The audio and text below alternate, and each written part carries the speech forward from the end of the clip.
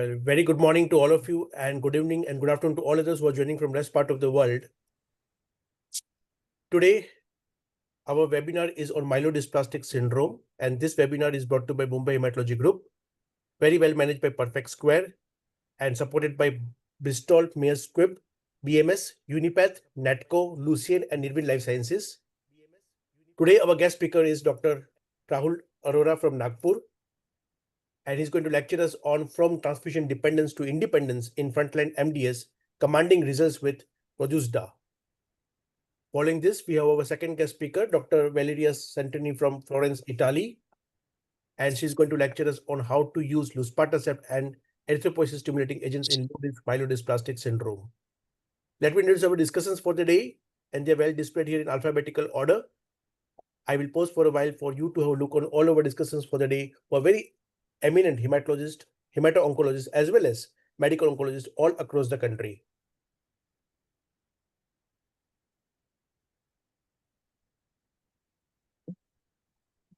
Some more over here.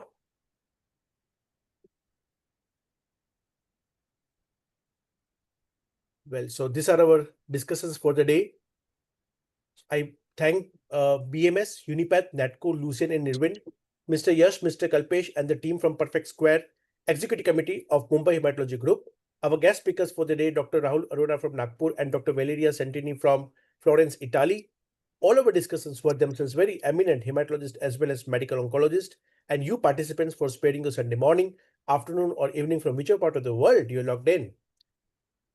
Let me give a flavor of our next weekend activities. Next Saturday, that is 29th of November 2025 from 7 p.m. Indian Standard Time and 5:30 a.m. Vancouver Canadian Time. We have Dr. Elena Gary from Vancouver speaking to us on chronic lymphocytic leukemia and update from 21 IWCLL Poland 2021 2025. And following this on Sunday, that is 30th of November 2025, from 11:30 a.m. Indian Standard Time onwards, we have Dr. Sanjeevan Sharma from RNR Army Hospital, New Delhi, speaking to us on chronic myeloid leukemia heading towards cure. So now it's time to introduce our special guest and chief guest for the day. We have with us no other than Dr. Ragesh Nair from Calicut. Let me introduce Dr. Ragesh Nair to all of you. Dr. Ragesh Nair is Director, Center for Blood Diseases, Bone Marrow Transplant and Cancer Immunotherapy, Oncology, Mitra Hospital, Calicut. He is also the member of Indian Society of Hematology and Blood Transfusion, ISHBT. He is also the member of European Hematology Association, EHA. And it's my privilege to welcome Dr. Ragesh Nair to all of you and inaugurate our webinar and give some words of wisdom. Well, thank you so much. I stop over here. Over to you, Dr. Ragesh Nair. Thank you, Amit Khurana, sir. I think I am audible. Yes, you are very much audible. Please go ahead. So, respected Professor M.B. Agarwal, sir, seniors, colleagues, and my junior young hematology colleagues, thank you for inviting me to the MHG program today. It's a definite privilege to be here with the MHG. Talking briefly about my story, I did my MD internal medicine at the All India Institute of Medical Sciences, Delhi, AIMS, Delhi. Then I did my DM clinical hematology at AIMS, Delhi. Gurgaon, Delhi NCR for a few years. Then I shifted back to my hometown in Kerala at Calicut to Mitra Hospital. Here we have a clinical, malignant and benign hematology program is here for adults and pediatrics. We do allogeneic transplants and we also have CAR T-cell program here. So my mandate for this program is very clear to give practical messages to youngsters. Very simple message. First of all, hematology is a very challenging subject. It is mentally and physically challenging. It can tire you down also, but it is very rewarding. It's a field where whatever you learn, you can learn more you see, because things which if you don't learn, you may miss also. So you will have to have clinical fundamentals. Even your training, you will have to be very careful to build those good clinical reasoning skills. You should have good exposure to lab as well, so because you should know the nuances and the nitty gritty of the reports and how these are done when you interpret those reports. So all this will help you to have a strong clinical fundamental idea so that you will be better once you pass out. And more importantly, this is a field which keeps on evolving every few months or years. In every 5 years, everything keeps changing. Every disease, new molecule is discovered, new pathophysiology is discovered, and you there is it is not a luxury to keep on learning, but it is a necessity. I mean, if you don't continue to learn, you will lag behind and will not be able to provide the best treatment to your patients. For that, you can use various platforms like the MSc learning platforms to keep on learning and to gain insights to the other seniors or colleagues' experiences and their practical insights to various disorders which they manage in their practice. Very important, even during your training, I feel, is to take ownership of your patients. Even if you are on training program, but you should have complete ownership on your patients, should be very reliable and dependable, and this is the main thing.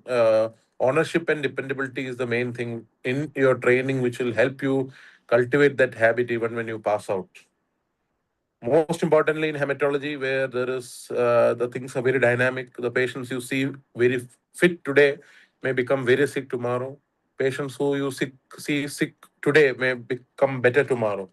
And there is always relapses, there is morbidity, mortality, and all of them is part of this clinical program of hematology.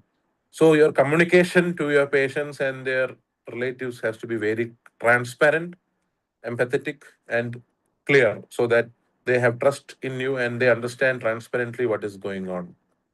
And I think communication helps is the most important once you pass out, and even during your training program, that is the most important skill which you have to acquire and you have to keep on building as you practice. So I think these are enough, and I think audience is keen and looking forward to the teaching program ahead. So I would like to thank you all again, and to Professor Agarwal sir, Dr. Kurana sir, and the organizing team. And I would really appreciate using this podcast, this platform, that MSG is doing a really great service to all the hematologists, all the trainees, even seniors, and even my contemporary colleagues by providing practical insight and experience by the expert of that subject, which you won't find in books or even in articles. So this is an once you can read, but when somebody says and from the heart and speaks, that has more memory lasting effect. So I would like to thank you on my behalf also, the MSG group. Thank you. Thank you, Dr. Rakesh. Wonderful crafted speech. That means a lot to us. That was a beautiful speech you said today. It was an eye opener speech to all of us. Thank you for joining over here as our chief guest for the day. Thank you, And sir. let me share the screen once again. So now it's time to introduce our first guest speaker for the day. We know other than Dr. Rahul Arora from Nagpur. Let me introduce Dr. Rahul Arora to all of you. Dr. Rahul Arora is consultant hematologist and BMT physician at Max Hospital, Nagpur. He is ex-assistant professor in charge, Department of Hematology and Bone Marrow Transplant at AIMS, Nagpur. He is DNB. He has done DNB hematology from Sir Gangaram Hospital, Delhi. MD Medicine from St. GS Medical College in KM Hospital, Mumbai. MBBS from IGGMC Nagpur, and his areas of interest are bone marrow transplant and management of acute leukemia, lymphoma, and myeloma. And he has about experience of about over 120 bone marrow transplants. He has published multiple articles in various peer-reviewed journals and textbooks. Today he's with us and he's going to lecture us on from transfusion dependence to independence in frontline myelodysplastic syndrome, commanding results with Rojusta. Well, thank you so much. I stop over here. Over to you, Dr. Rahul Arora. Thank you very much, Amit sir. I would like to thank the Dr. M.B. Agrawal sir for giving me this opportunity, and I would like to thank the complete team of MHG for making this possible.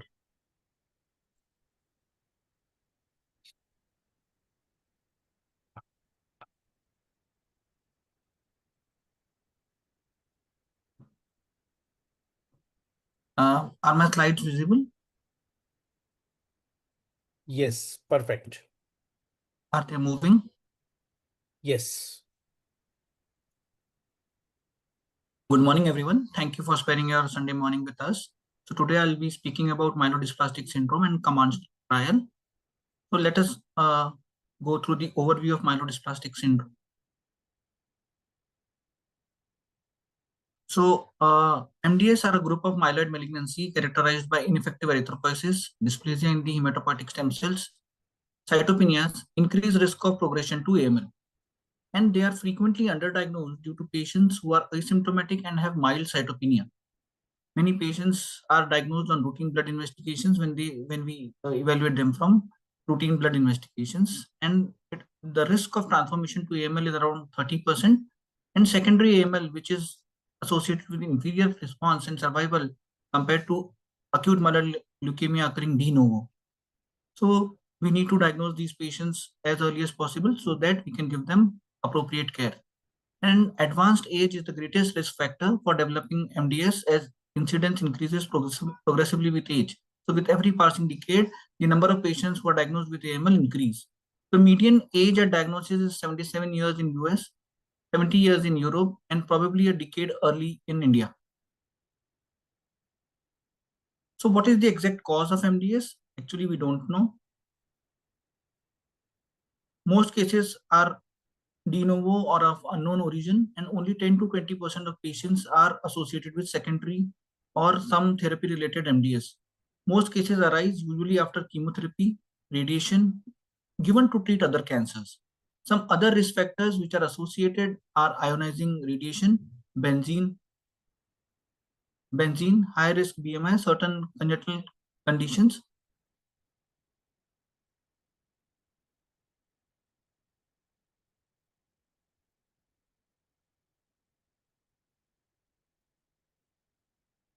and chemotherapy and solvent pesticides and alcohol. So how do we diagnose MDS? So when a patient of certain cytopenias come to us, we usually see their routine evaluation, see a peripheral blood smear, and for the final diagnosis, we do a bone marrow aspirate and a bone marrow biopsy, which helps us clinching the diagnosis of MDS. So there is a revised WHO classification to define a certain categories of MDS, and it is very important that we categorize this patient at diagnosis. So the first category is MDS with single lineage dysplasia, that is commonly called as MDS SLD. Patients usually have one dysplastic lineage with one or two cytopenias, and those with MDS with multilineage dysplasia, that is MDS MLD, have 2 to 3 dysplastic lineage in the bone marrow and 1 to 3 cytopenias we see in the peripheral blood. MDS with ring sideroblasts or MDS-RS is a specific category where more than 15% ring sideroblasts are seen in the bone marrow on iron studies, and more than 5% RS if mutation in SF3 beta 1 mutation is present on the molecular level. And we further characterize these patients of MDS into excess blast 1 and 2 if the blast percentage are 5 to 9%, that is MDS EB1, or 10 to 19% in patients who have MDS EB2, provided they do not have certain mutations which are labeled as AML based on the recurring molecular abnormality. MDS unclassified are the one which we commonly call as MDSU, and these patients usually have bone marrow blast percent less than 1% and peripheral blast less than 1%. And bone marrow less than 5 and peripheral blood blast less than 1%. There is a specific category of MDS which is MDS isolated deletion 5q. These patients usually have a normal or an increased platelet count with recurrent anemia, and on molecular abnormality they have 5q deletion with on cytogenetics alone, or one additional mutation abnormality which is other than deletion 7q or minus 7q. Monosomy 7 has to be ruled out, otherwise it would be classified differently.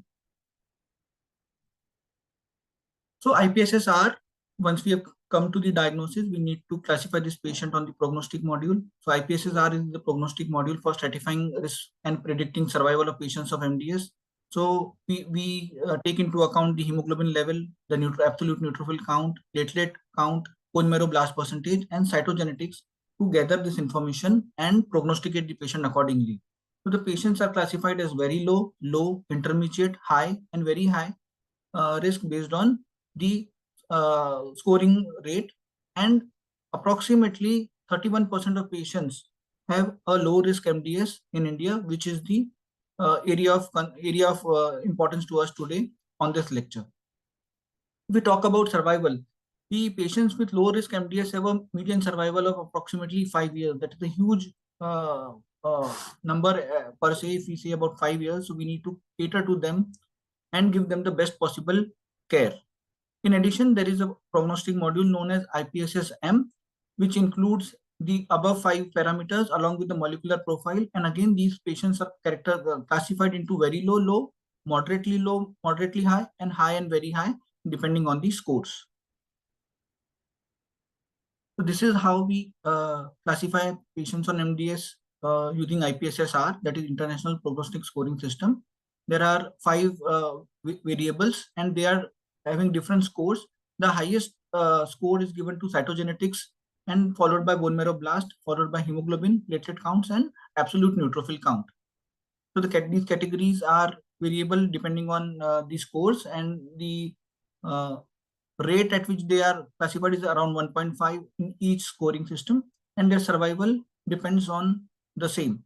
So patients with very low risk patients are having a median survival of 8.8 years, low to 5.3 years, and intermediate 3 years, high risk followed 1.6 years, and the least survival is to patients who are having a score of more than 6, that is very high, and that is only 0.8 years. So this helps us in prognosticating the patients depending on the initial scoring system and giving them a clear-cut way to go ahead. So today, our interest is in patients of MDS low risk, and the predominant finding in them is ineffective erythropoiesis and how we go ahead. So anemia is the hallmark of MDS along with various clinical sequelae which can result from ineffective erythropoiesis. So we see that low risk patients have anemia requiring recurrent blood transfusions. While transfusions are the key in managing anemia of low risk, erythropoietin stimulating agents have been recommended as the first line treatment for low risk MDS, but response duration to ESA has been often limited, and the median duration of response is only 2 years. So if we talk about ineffective erythropoiesis and clinical symptoms, so we have anemia, which results in poor tissue oxygenation, poor growth. Recurrent transfusion and increased iron absorption leads to iron overload, which can ultimately lead to cardiomyopathy, liver fibrosis, and endocrinopathies in long run. Ineffective erythropoiesis again can lead to abnormal bone marrow microenvironment, which can result in bone marrow deformities, hepatosplenomegaly, extramedullary hematopoiesis, and hypercoagulability can also result due to hemolyzed thrombogenic red cells, and these can lead to thrombotic events and even pulmonary hypertension in long run.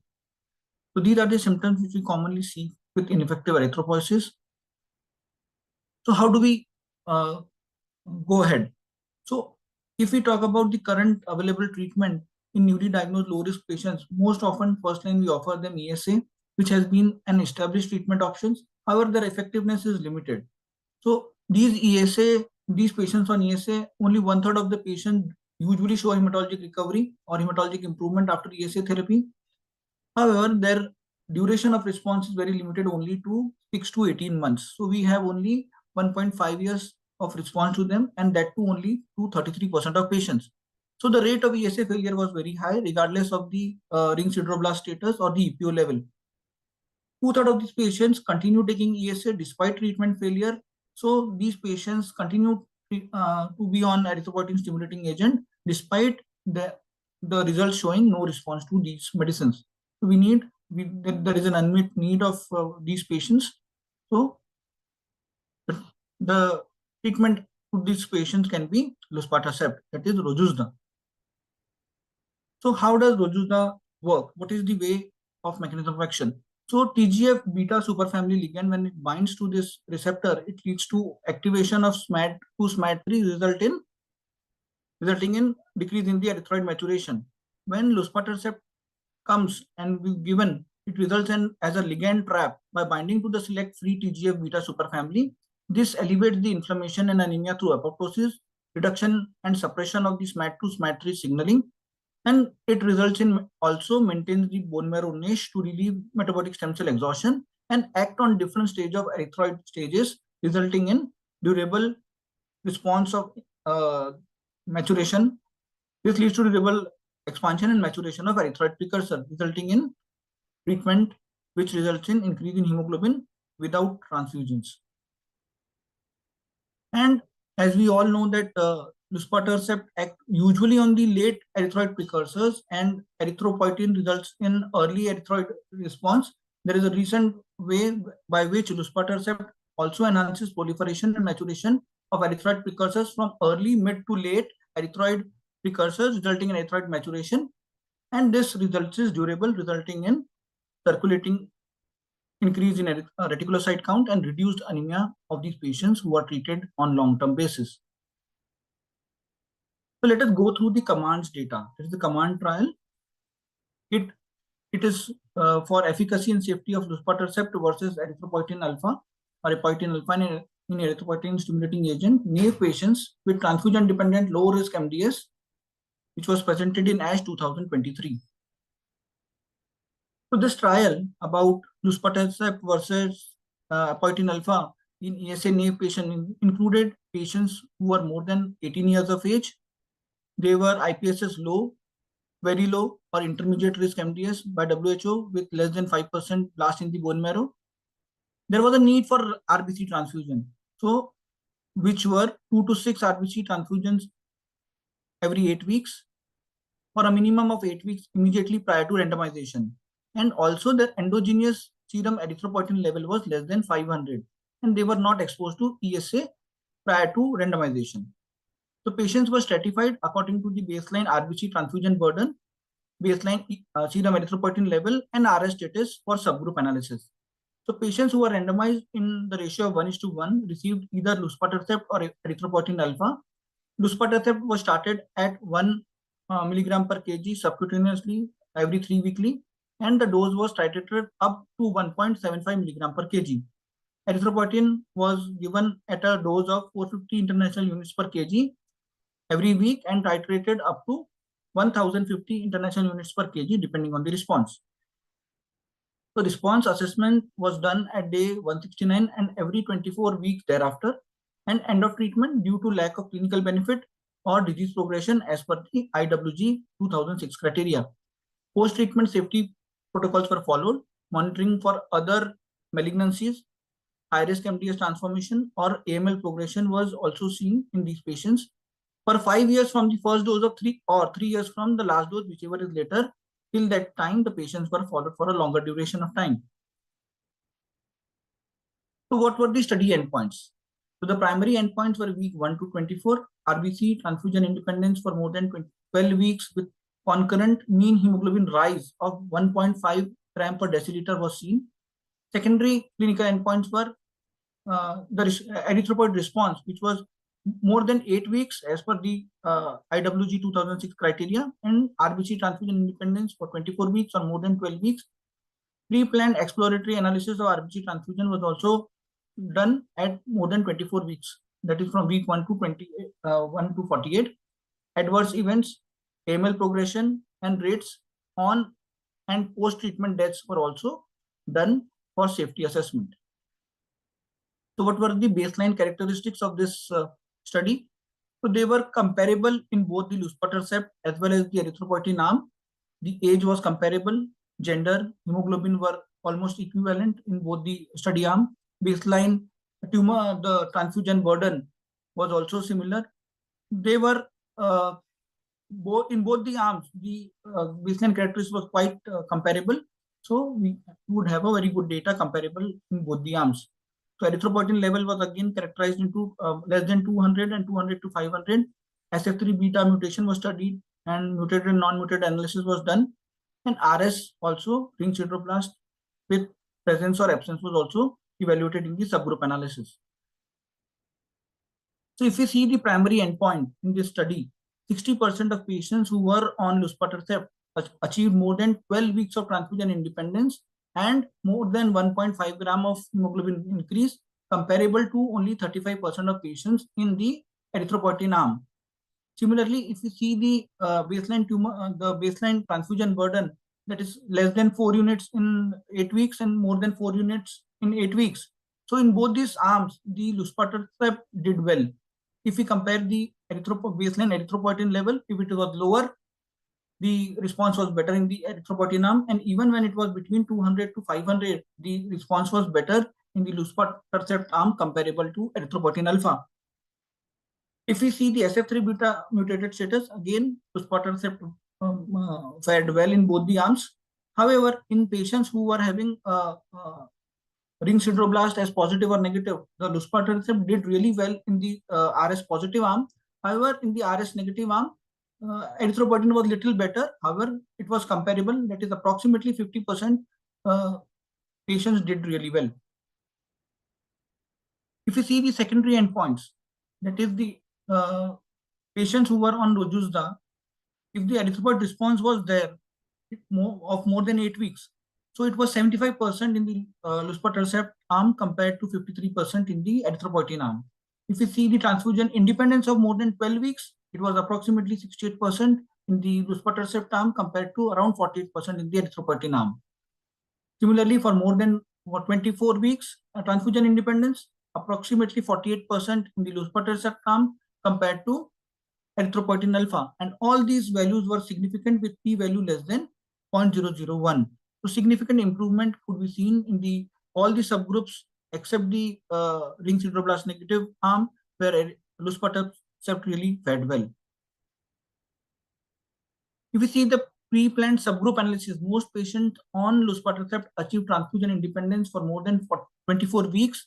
This was significantly better with the study. And if we see the intent to treatment population, it was approximately 64% patients did well in the luspatercept arm compared vis-a-vis to erythropoietin arm. And if you see all the values in the baseline tumor burden, baseline serum erythropoietin, SF3 beta mutational status, all these three arms where luspatercept really did very well, and the response has been really significant enough. However, only in the RS positive arm, the luspatercept really did well. RS negative, the erythropoietin and luspatercept were really doing head to head. If you see the chart, the curves really separate, and we can really see that 68% of patients who achieved transfusion independence of more than 12 weeks, the median duration of response was around 2.5 years. Vis-a-vis compared, we see that the erythropoietin response is only for 6 to 18 months. So with intent to treatment population, we can see that 126 weeks of transfusion independence can be seen versus approximately 90% in erythropoietin arm. So hazard ratio was 0.589 in this subgroup of patients. So a real transfusion independence can be seen with luspatercept compared to erythropoietin alpha, which ultimately results in 41% reduction in the risk of transfusion dependence after 12 weeks of patients who we treat with intent to treat arm. So if we see the duration of RBC transfusion independence more than 12 weeks by ring sideroblast subgroup analysis, we can really see that in RS positive patients and in patients of erythropoietin alpha, the luspatercept arm really achieved a very significant transfusion independence of approximately 120 weeks compared to 62 weeks in the erythropoietin arm with a hazard ratio of 0.65. And in the RS negative, probably the erythropoietin alpha did a really little bit better. And here we can see that the curves are really separating in the RS positive versus RS negative. We really see a difference with the curve separating where luspatercept really gives benefit to the patients with regards to transfusion independence. If you see the other subgroup analysis, we can see that transfusion, RBC transfusion independence of more than 12 weeks by transfusion burden and SF3 beta group, the one on the top on the left with less than 4 RBC transfusion every 8 weeks. So really there was a separation of curve in SF3 beta. There was initial separation of the curve. However, it later merged. Here, RBC transfusion more than 4 transfusion every 8 weeks. Luspatercept really helped these patients. And if you see the non-mutated SF3 beta, the curves really separated, and the SF3 non-mutated patients too benefited with luspatercept. If you see the safety results in command study, where these were consistent with the previous MDS study. If you see the adverse event luspatercept, if you are giving luspatercept or erythropoietin alpha, one should be careful about the diarrhea, fatigue, hypertension, dyspnea, asthenia, peripheral edema, nausea. These are the common side effects we see the patients on. However, they were comparable in two arms. And if you see the follow-up duration, we see a follow-up duration of approximately 17.2 months with luspatercept arm versus 17 months with erythropoietin alpha, and median treatment duration was approximately 51.3 months versus 37 months versus in luspatercept and erythropoietin alpha. So if we see the total death or patients who progresses, so these patients are very few. Progression to high-risk MDS for approximately 2 to 3 in luspatercept, and these were comparable in the two arms. Progression to AML was approximately 4%, and the death, which were during treatment, were 7 to 9 in both the arms, and post-treatment deaths were approximately similar in the two arms. So if you see the safety study, luspatercept is quite safe, and we can really give this patient without any second thought. So if we see the frontline Rojusta, it showed concurrent clinical response and also improved health-related quality of life in low-risk MDS. And if we see the subgroup analysis and see the various parameters of physical well-being, emotional well-being, functional well-being, all favor luspatercept, including anemia subscale, fatigue subscale, the trial outcome index fatigue subscale. So all these patients did really favor luspatercept compared to erythropoietin alpha. Here also, when we see the URTC quality of life, C30 index, all the functioning, all the values, all the parameters really favors luspatercept and compared to erythropoietin alpha. So we really have a very good quality of life for the patients who are on luspatercept compared to vis-a-vis erythropoietin alpha. Patients really do well in this study. And if we see the dose escalation of luspatercept, so patients initially begin at 1 milligram per kg every 3 weekly for 2 doses are given, and response is assessed.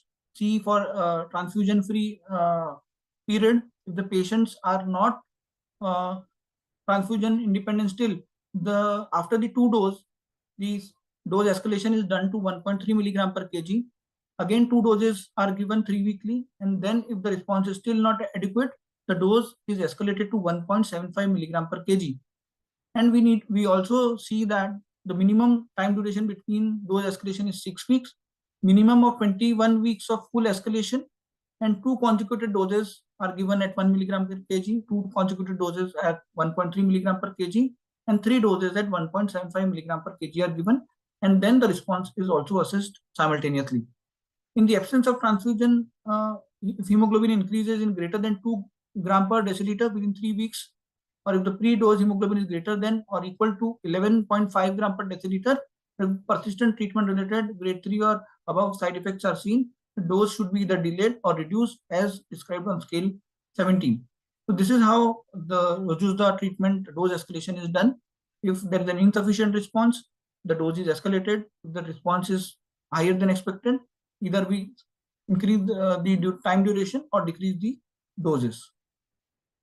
We also would assess later that if the response is not initially found, it is not that the response would not be achieved at a higher doses. So more patients would achieve a better response on a higher doses.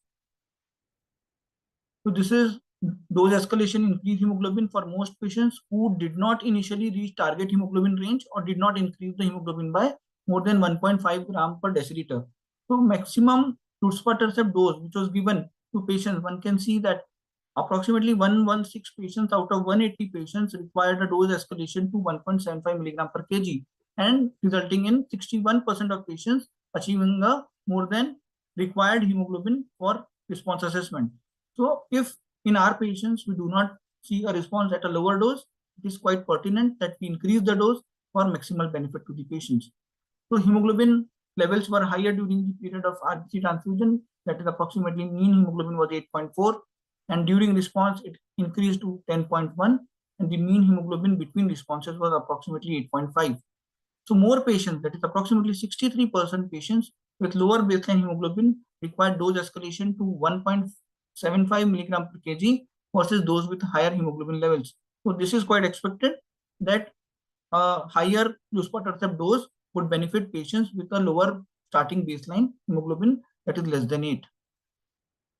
However, Dose escalation resulted in an increase in hemoglobin levels for most patients. Most responders, that is approximately 77% of patients, had maximum luspatercept dose of more than 1.33 milligram per kg. So higher dose resulted really benefited the patients. So this should be taken into consideration when we start our patients on a lower dose and then escalate to the maximum dose. So Rojusta is approved in India in patients in adult for treatment of transfusion-dependent anemia due to very low and intermediate risk MDS. It is also approved in patients of thalassemia. So our patients should get benefit with this new molecule. And if we see the NCCN 2005 guidelines, this also really helps us in evaluating our patients and offering them the best available treatment. So those patients of low risk MDS and no deletion 5q or other cytogenetic abnormality should be divided into those patients who are having ring sideroblast more than 15% or less than 15%, and those with SF3 beta mutation, the cutoff is 5%.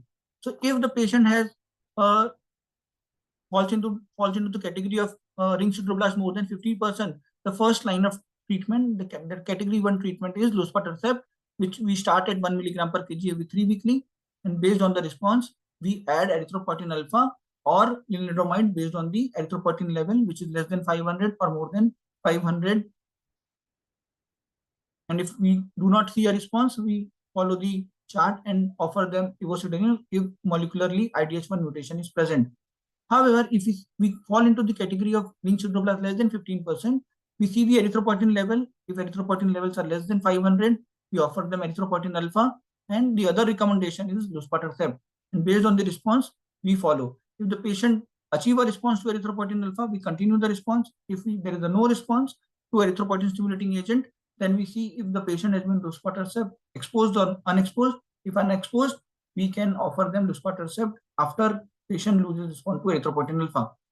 However, in the next lecture, we see how to further characterize these patients and can we offer them a combined therapy. So, in summary, about the COMMAND trial, in adult ESA-naive transfusion-dependent low-risk MDS patients, Rojusta luspatercept has demonstrated a higher efficacy, response rates in COMMAND study. The full analysis of COMMAND show that the superiority of Rojusta compared with erythropoietin alpha in ESA-naive patients with transfusion-dependent low-risk MDS, and the benefit is 60% of patients treated with Rojusta versus 35% would achieve the primary endpoint or primary target of having transfusion independence of more than 12 weeks. The median duration of transfusion independence is approximately 12 weeks, continues to be significantly longer with Rojusta compared with erythropoietin alpha, that is approximately 2.5 years vis-a-vis 1.5 years with erythropoietin alpha. And the safety results really help us that the treatment with luspatercept is safe. These results demonstrate superior duration of transfusion independence and erythropoietin response rate with luspatercept compared with erythropoietin alpha, and confirm the finding from the long-term study of COMMAND study. This is in brief about the COMMAND study.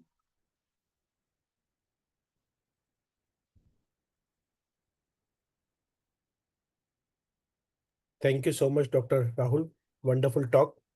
I think you mentioned everything about COMMAND study and what is the importance of luspatercept both in the ring sideroblast patients as well as non-ring sideroblast patients also.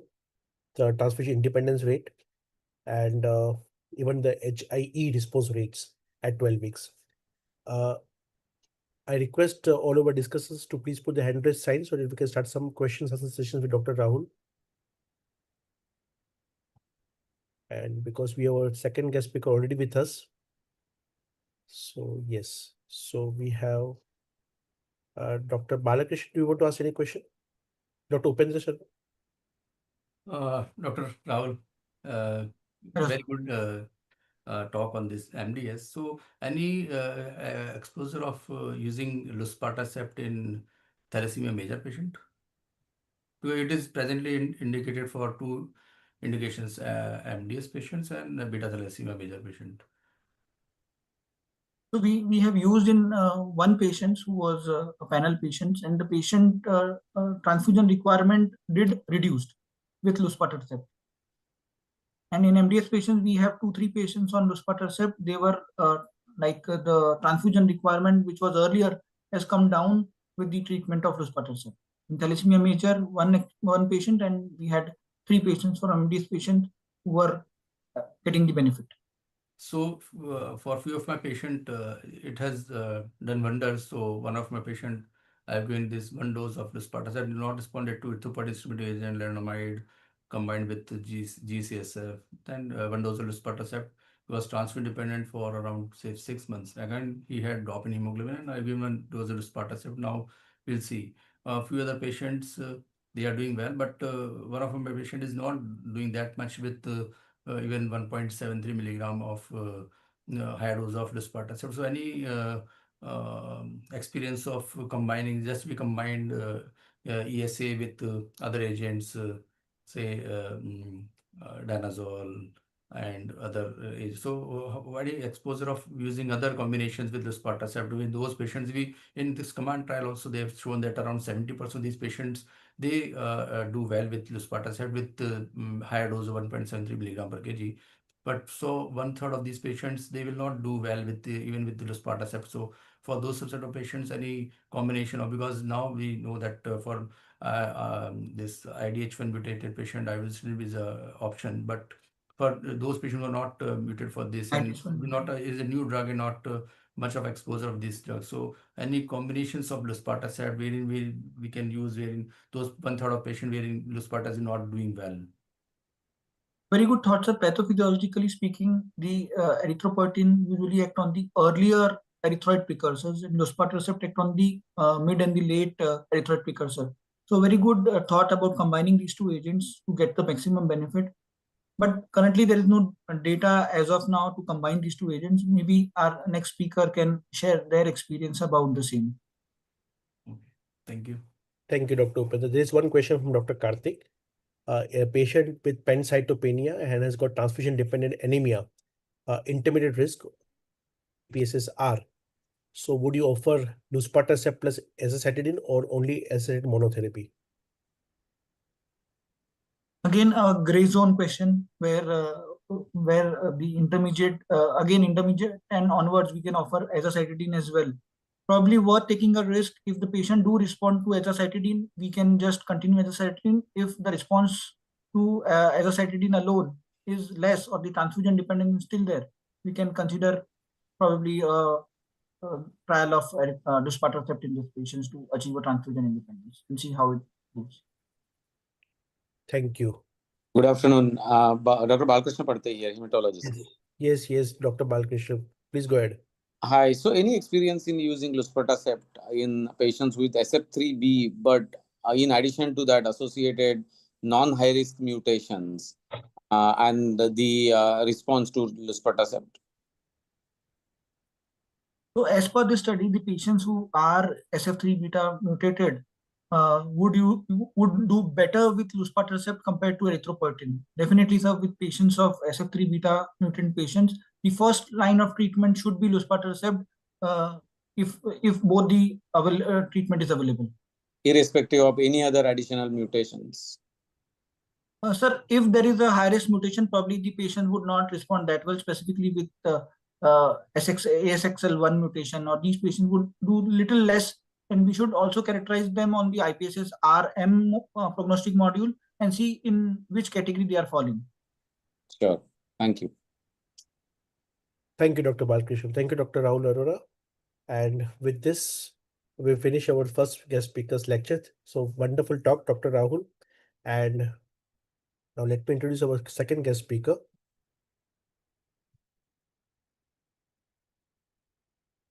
So our second guest speaker is Dr. Valeria Santini from Florence, Italy. Let me introduce Dr. Valeria to all of you. Dr. Valeria Santini is Director, MDS Unit, Associate Professor of Hematology at the University of Florence Medical School in Florence, Italy, where she received her degree in medicine and postgraduate diploma in hematology.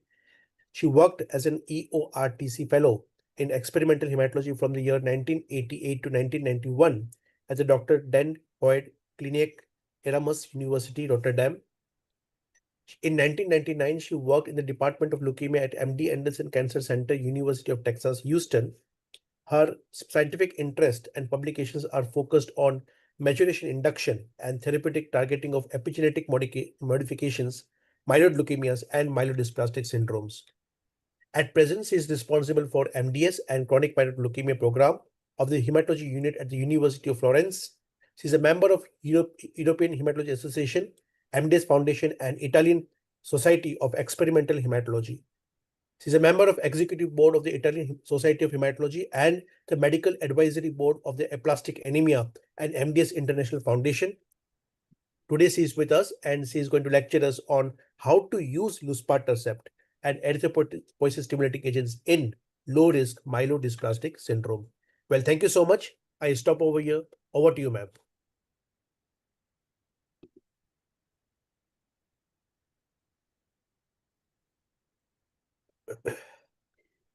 Thank you very much. And I hope to be able to share. Yeah. Okay. Perfect, ma'am. Okay. So good late morning. So afternoon, Dr. Amit. Thank you for the very nice introduction.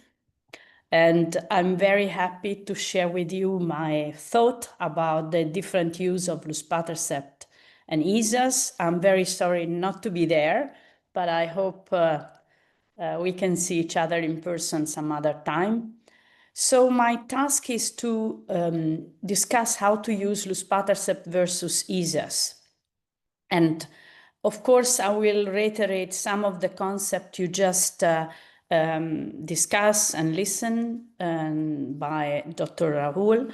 I will try to be very clear on some points, and I hope you have questions about it. Of course, the main worry for us in low-risk MDS patient is anemia, because it's present in 50% of the cases in with hemoglobin level less than 10 grams deciliter.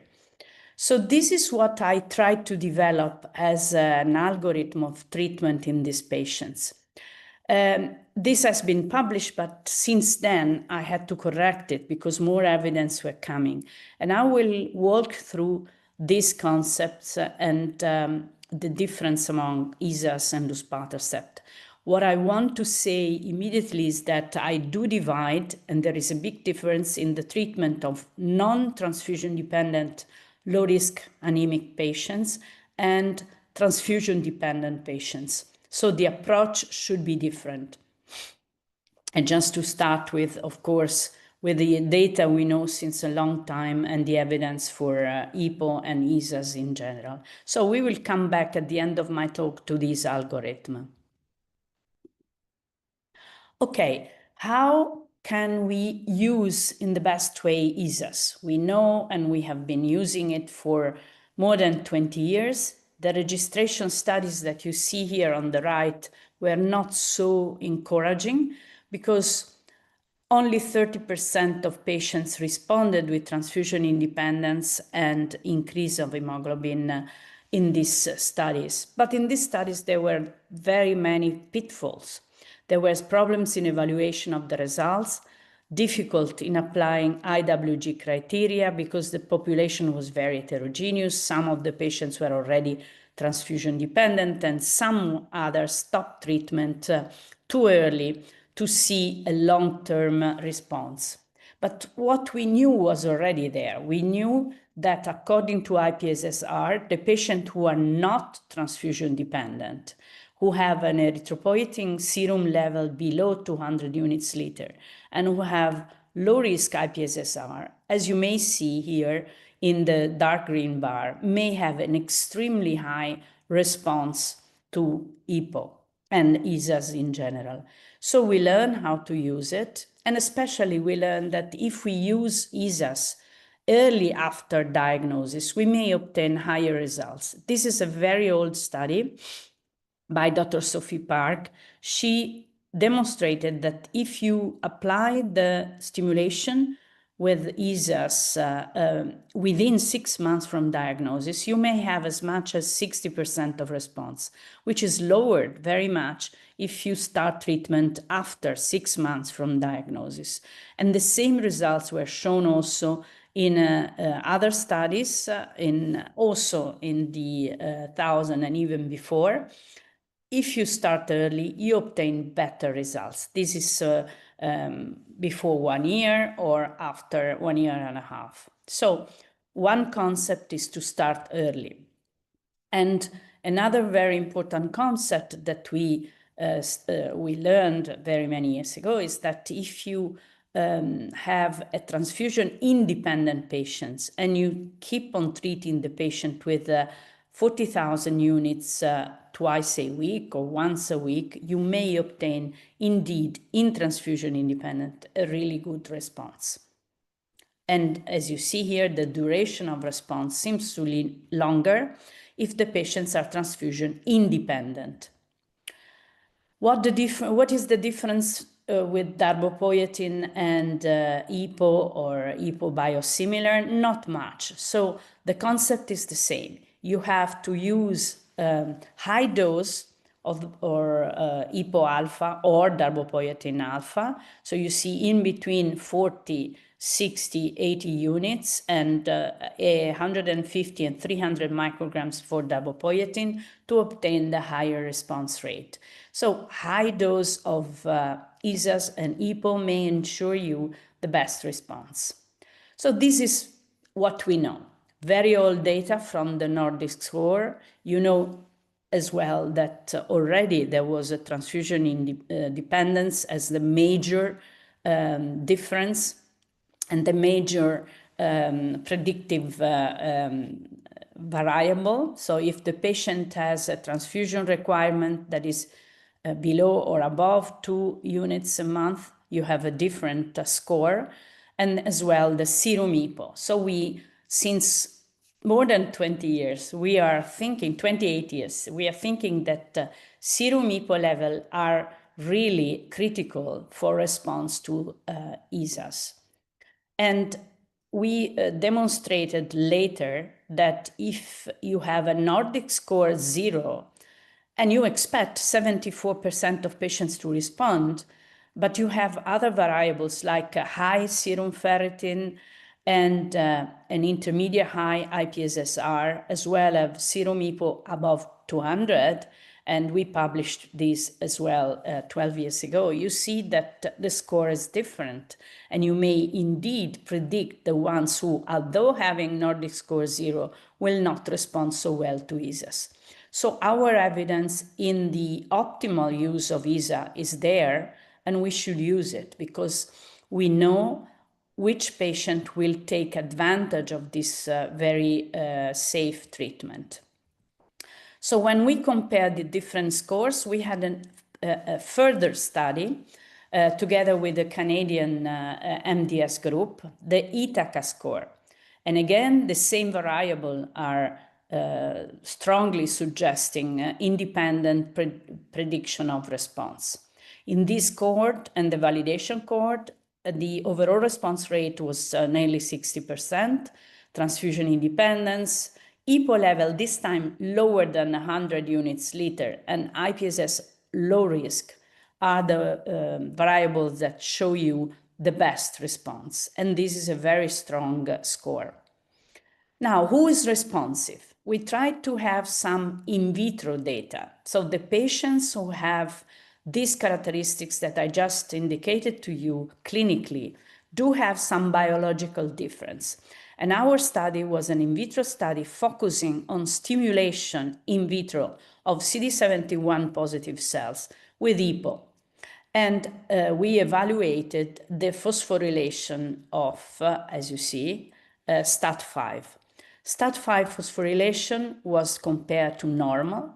And indeed, some patients, I would say the majority of patients, did not respond in a strong way with phosphorylation of STAT5 like the normals, indicating that patients with, especially with advanced MDS, a long history of MDS, do not biologically respond well to EPO, although they do have EPO receptor, as it was shown by other authors. So there is a defective response to EPO in MDS patients, as you see here. What we showed also was that if you have a number of mutation that is more than 2, you have a lower response to ESAs and also a shorter survival after this treatment. This is something that make us reflect upon the IPSS-M, that not only includes the number of mutation, but also the type of mutation. And we will come back to this for luspatercept as well, as I heard the question that was just posed. So in my group, we evaluated a very high group of patients with a strong collaboration with other study.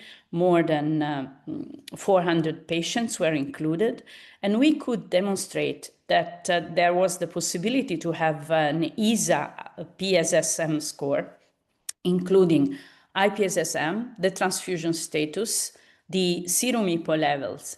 And what was coming out was that if you had the combined variables that I just showed and was indicating a score more than less than 1.3, these were the patients who had higher ESA response, whereas the other had a scarce ESA response. Among them, the patients who had STAC2 mutation and were male. So sex and STAC2 mutation pointed out for a very low response to ESAs. And we are trying to develop something similar to predict response to luspatercept.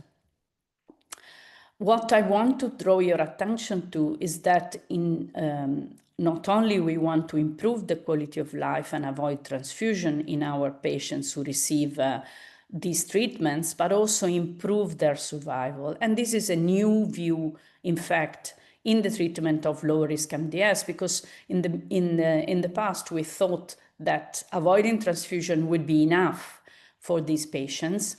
Whereas now we think that even if they have 4 years expectancy of survival, this is not enough, and we need to prolong survival. It takes a long time to show an improvement, but I think it's very important to stress this concept. So what do we do beyond ESA nowadays? You just heard about commands, but I also want to remind you that unfortunately none of the study that have been performed for low-risk MDS, MDS-del5Q are included. Partially because we know that lenalidomide, after reaching transfusion dependence, is extremely effective in inducing transfusion independence and increase in hematological improvement. We know also that lenalidomide shows lower activity in patients who have TP53 mutation, and I will just remind you here that biallelic TP53 mutation may be critical, and of course predict a shorter survival. But beyond del5Q, what do we have? Indeed, we have the new data coming from the inhibition of the SMAD pathway. That is the pathway that is blocked by luspatercept and sotatercept, acting as a ligand trap for GDF11 and other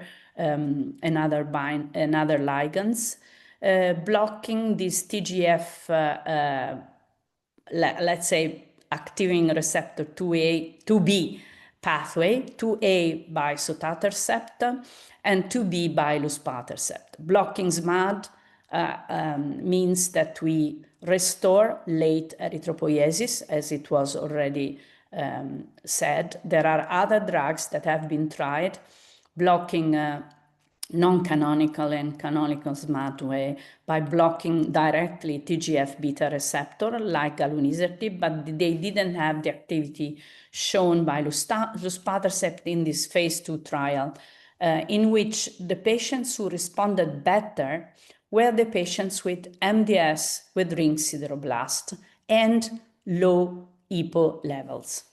Of course, SF3B1 mutation patients were also the ones responding in 77% of cases.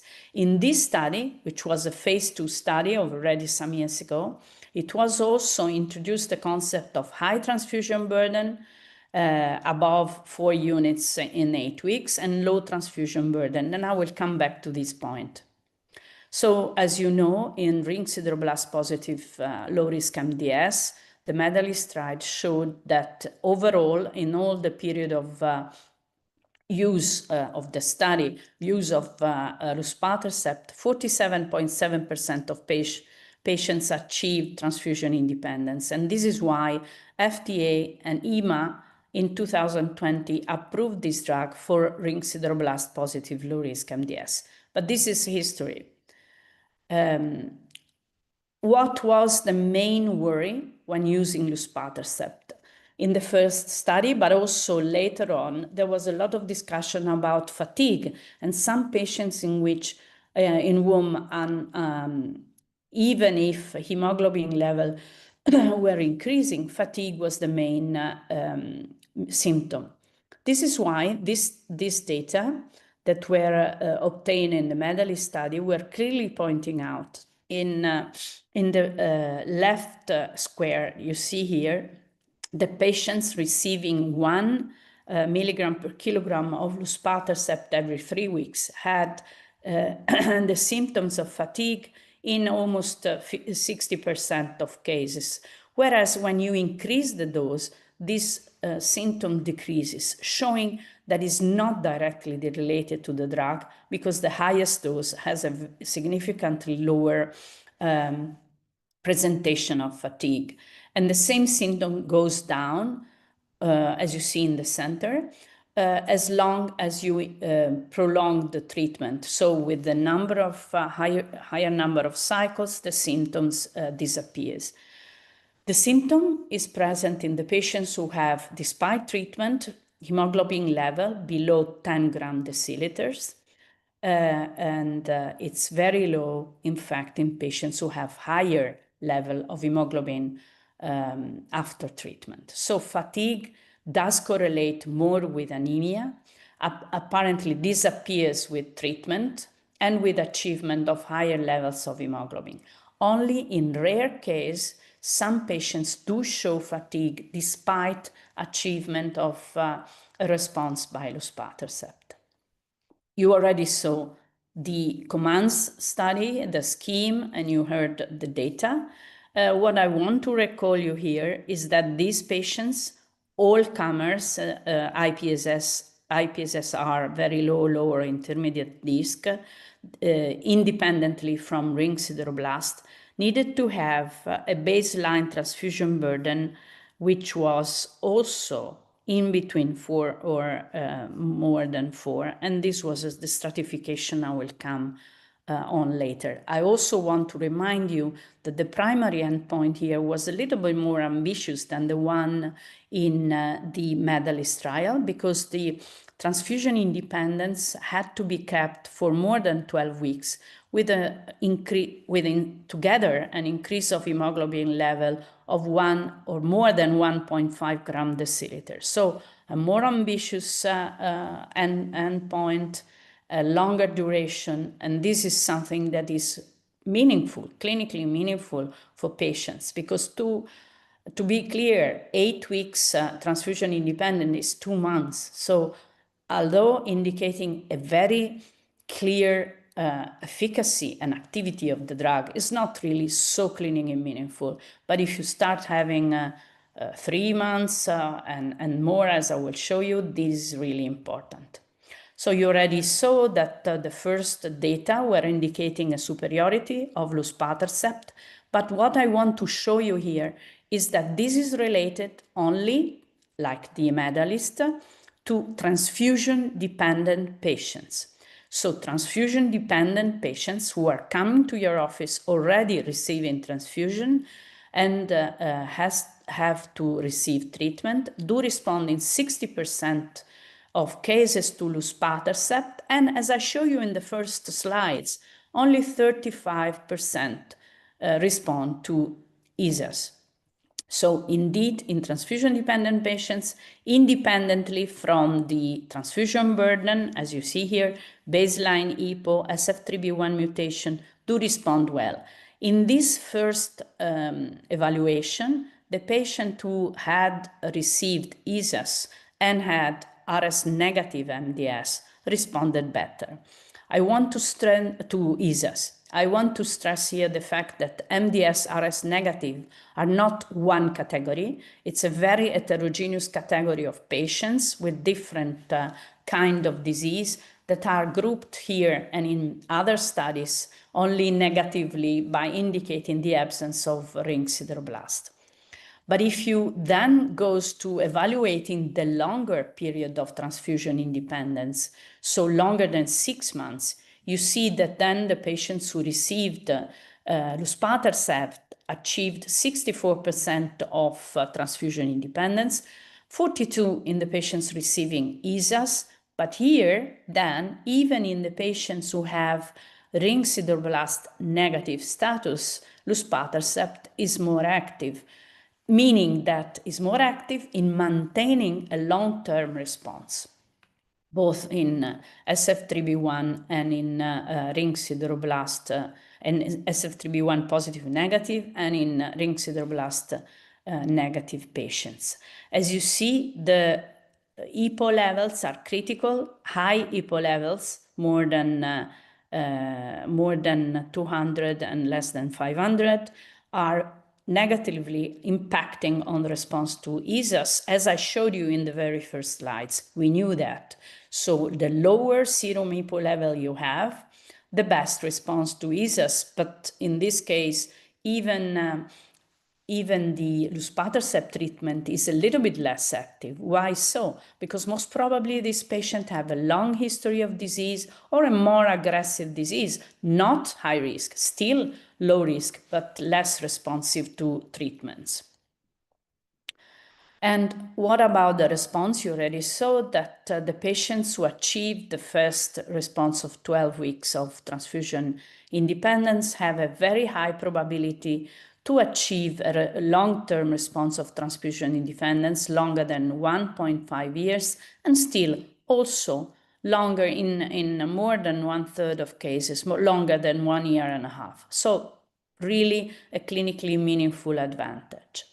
And this is also prolonged by achievement of an optimal response with hemoglobin level not only above the transfusion threshold, which in Italy and US is 8 grams deciliter. I know that in India is a little bit lower, but here, if you achieve more than 10 grams deciliter, the duration of your response, it's really extremely long, as you see here, nearly 200 weeks of response. Now, who are the best responders to luspatercept and to which dose? I told you that the transfusion burden is critical.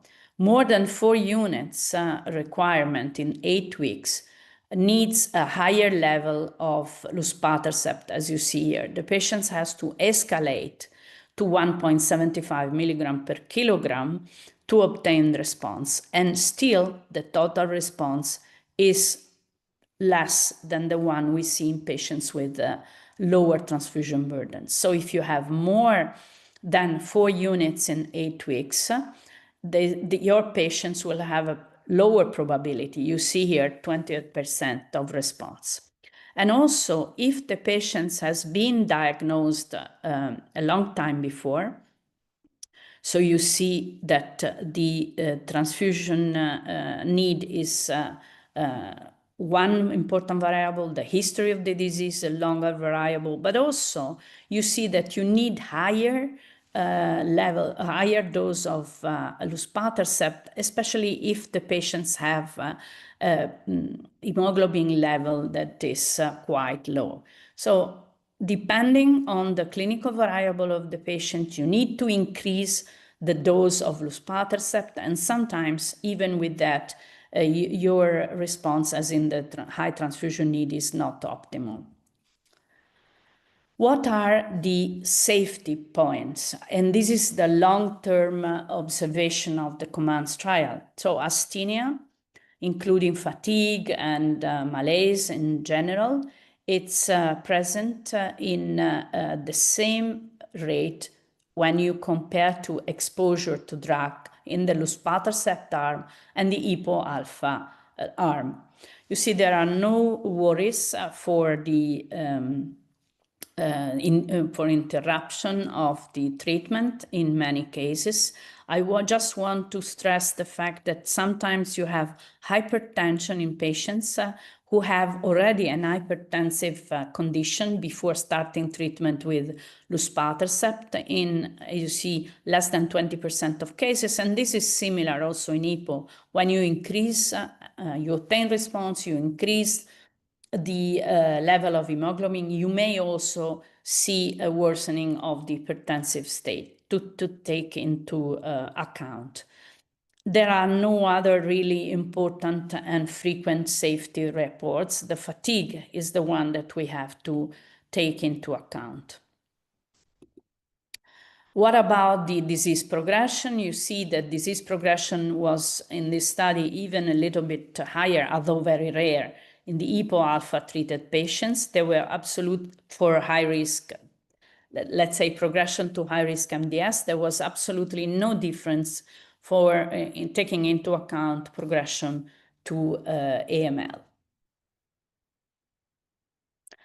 And what I want to just recommend here is the dosing consideration for luspatercept. So you start with 1 milligram per kilogram sub-Q once every 3 weeks, but you have to review the patient's hemoglobin and transfusion. And then what I have to stress is you have to escalate the dose, because if the patient does not respond, you have to go up to 1.75 milligrams per kilogram every other administration of the drug.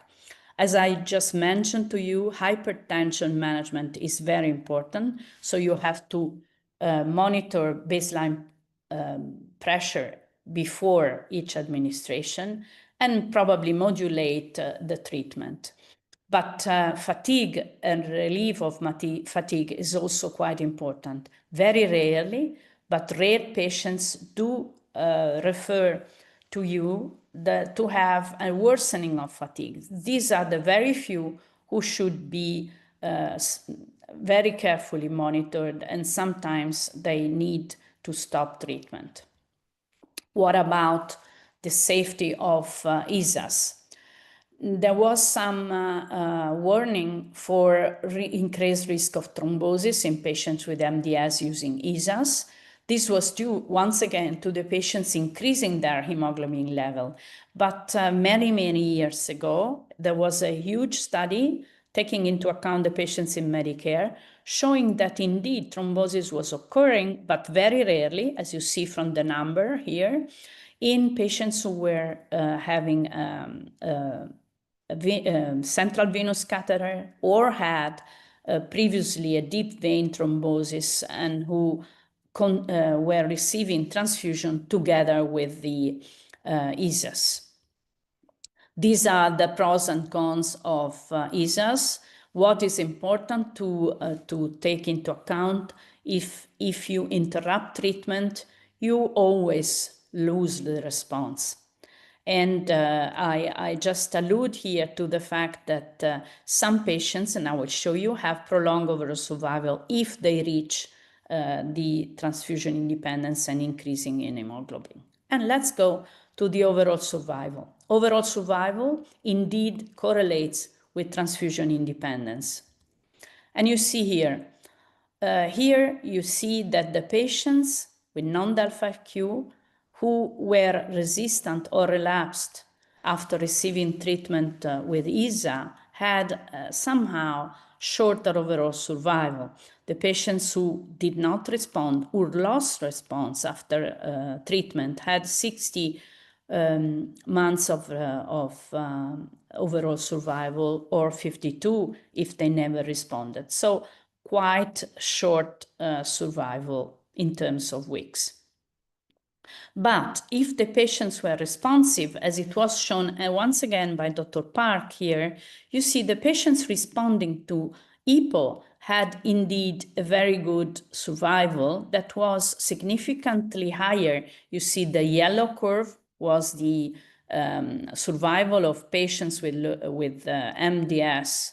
These are old data, so there was no IPSSR, but the patients in the registry had a, let's say, median overall survival, you see here, of 3.5 years, but you see a very good response to ESAs where improving this survival, whereas the patients who had no response to ESA had exactly the same result of the non-treated ones. And we had in the Italian study later on, 2019, we published data showing the same advantage of survival in patients who responded. As you may see here, the advantage is clear after at least 1 year of treatment. And as you see here, the patients, if you have a landmark after 6 months of treatment with ESAs and you achieve response, you have indeed a better overall survival. We evaluated quite a high number of patients. The ones who are not responsive have a shorter overall survival. And here we had a certain number, you see this dotted line, of patients who were in the registry were not indicated as responsive, but they continued treatment, indicating that they were indeed responding. So the question here, are we selecting the patients who already have a better prognosis and we treat like that? Because after 6 months, they're still alive and still in good shape to continue treatment. Dose is not important. So if you give 30 or 40,000 units or you give it twice a week, so the high dose cohort have the same survival independently of the dose. What about adding G-CSF? Sorry, here the colors are not correct, but in red you have EPO plus G-CSF, and here you have untreated. So you compare the combination to no treatment, and you see that the overall survival is better for the patient treated with a combination. There were, just to stress this point, there were no randomized study showing that the addition of G-CSF was improving response to EPO. And this is something that we have to keep in mind. There was only a small study many years ago showing some advantage. What happened in the medalist? Well, in the medalist, the patient with transfusion-dependent low-risk MDS with ring sideroblast, responsive to luspatercept, as you see here, had an significantly longer overall survival than those who were not responsive to luspatercept in red. So luspatercept increasing hemoglobin level was ensuring a longer overall survival to this patient. The median progression-free survival was not reached for both for luspatercept responders and non-responders. The two dark curves you see here are for patients who achieved transfusion independence despite receiving only placebo. This indicating that in low-risk MDS, you may have oscillation of the level of hemoglobin, you may stop needing transfusion, and this is what determines the overall survival prolongation. In the medalist, if you achieve a good response, so an increase of more than 1 gram deciliter of hemoglobin, indeed, you have a very significant overall survival increase, prolongation. And this is also for the hematological improvement erythroid. The advantage you see, it's clearly for patients who achieve hematological improvement with luspatercept. The two dark lines here are no different because with placebo, you do not have hematological improvement that is significant. So very important to stress this point. What about real life? A real-world study in the Italian group showed exactly the same. In this study that we carried on for patients with MDS with ring sideroblast, you see here on the left that the overall survival, median overall survival, is not reached in the patient who responded to luspatercept, whereas the patients who did not respond had 2 years median overall survival. Now, the quality of response also impacts very much on survival. So the patients who achieved transfusion independence plus an increase of more than 1.5 gram deciliter, more or less the same endpoint that was for commands. But keep in mind that these patients were ring sideroblasts, having received previously ESAs, lost response, and now showing transfusion dependence. So this patient had an extremely significant advantage in overall survival. Less so the patients who did not achieve an increase of hemoglobin, and the survival of patients who had only 50% or more reduction in transfusion need did really show very, very limited increase of overall survival respective to patients who did not respond. This is the Greek real-world study. They also showed, but this time in transfusion-dependent low-risk MDS with and without ring sideroblast, that the patients who achieved response were the ones who really had a significant prolongation of survival, as you see in the upper panel. And the concept I show you for ESA is coming here as well. The patients who had more than 2 mutations in this study had a shorter overall survival, irrespective of treatment with luspatercept.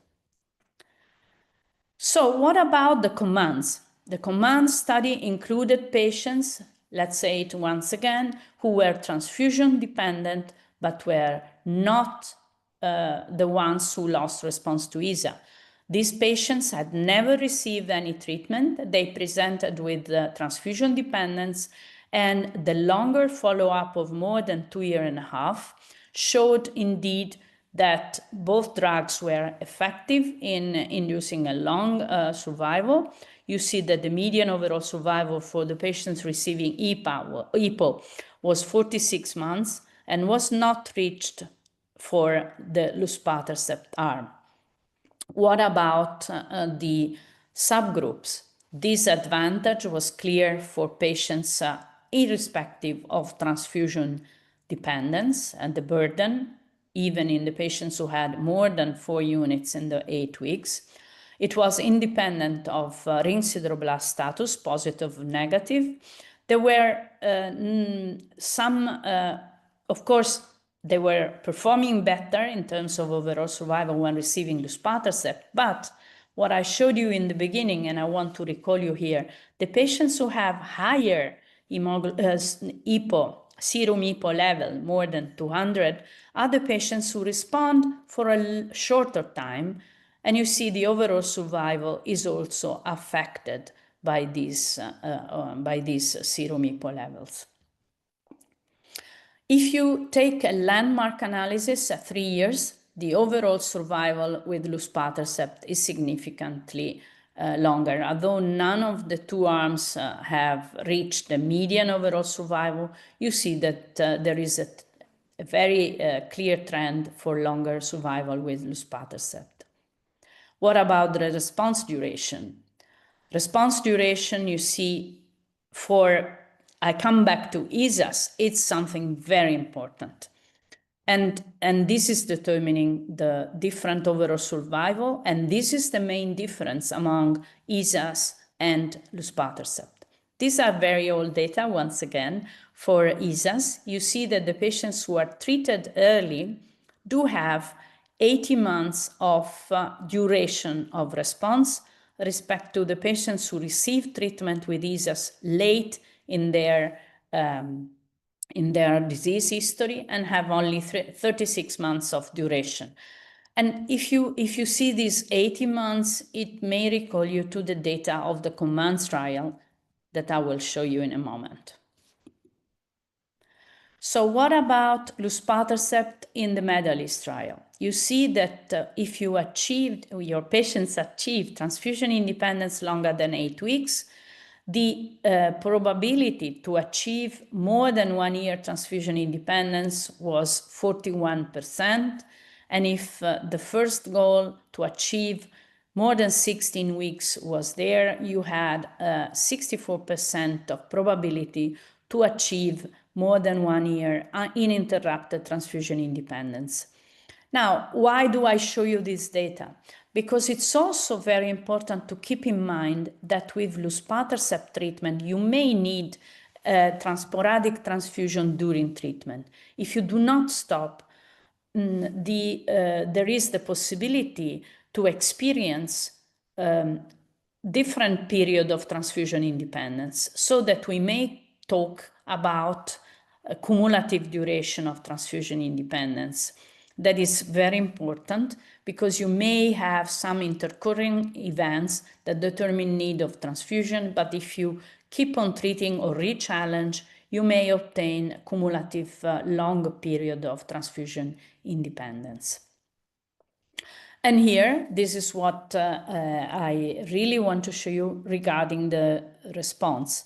Now, as you see, the patients responded with 12 weeks transfusion independence in 76 cases with luspatercept and 55 almost 56 with EPO alpha.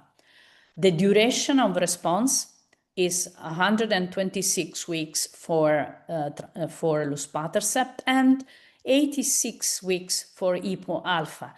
Clearly overlapping the results I just showed you that were presented by Dr. Park many years ago. So in these cases, 86%, 86.7% weeks duration of response.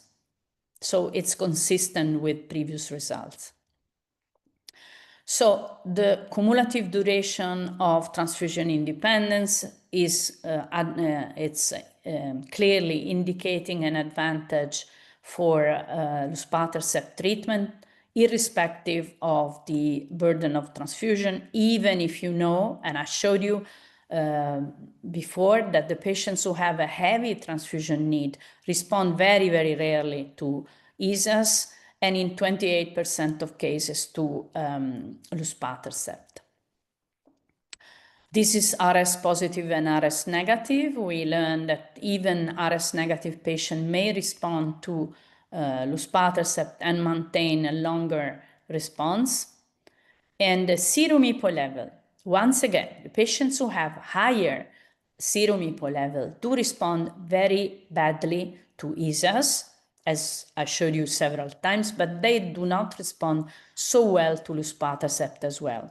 So we have to keep this in mind, because you see even the responsive one have a short response rate to both drugs, 48 weeks for luspatercept and 24 weeks for ESAs, in this case EPO alpha. So in the previous lecture and in the question, I heard that there were some inquirement for the use of luspatercept in a different way. Now, as it was recalled already by Dr. Rahul, the activity of the ESAs, EPO, and luspatercept is different, because luspatercept activates and reactivates the late maturation of erythroid precursors, whereas EPO acts on early erythropoiesis. So the idea is to combine the two drugs and to treat patients with the combination. There are few data that have been proposed. The study has been proposed by the French MDS group, and the very preliminary data are quite, let's say, interesting, showing an increase of response of patients.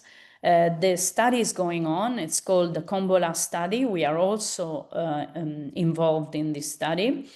And there were sporadic cases treated at Moffitt Cancer Center by Dr. Komrochi, showing a synergy of the two drugs. So I hope I can tell you in the future how more active or equally active is the combination of the two drugs.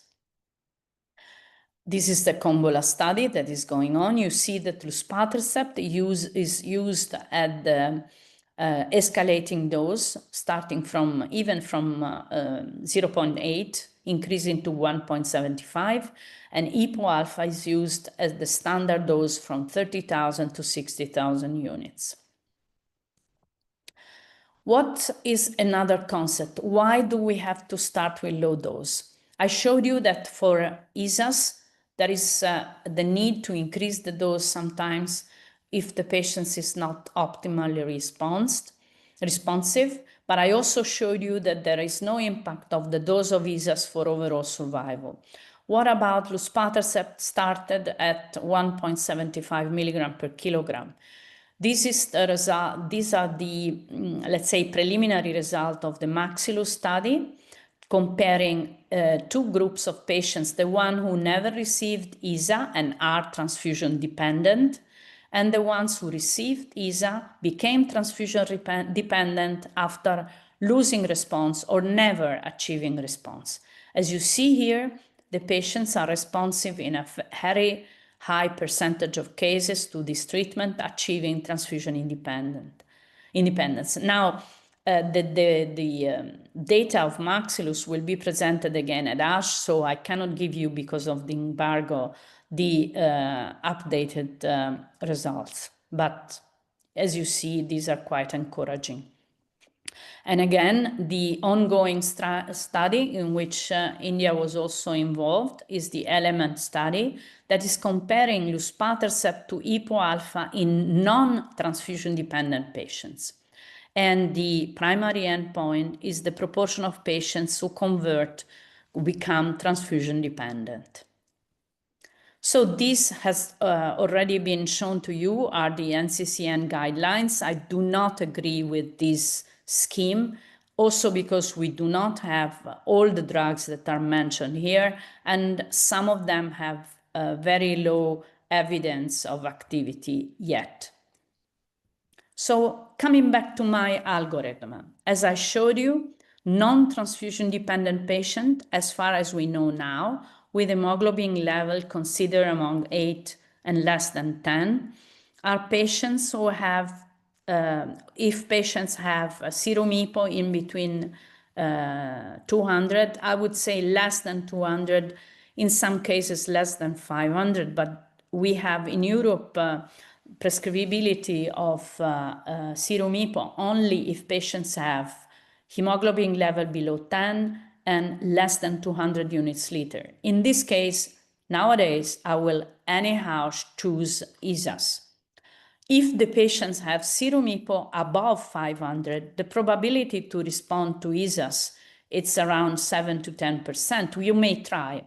We do not have data for luspa, and I see the interrogation mark. So these patients should be included in clinical trials, indeed, because we have no evidence of drugs that can affect this anemia.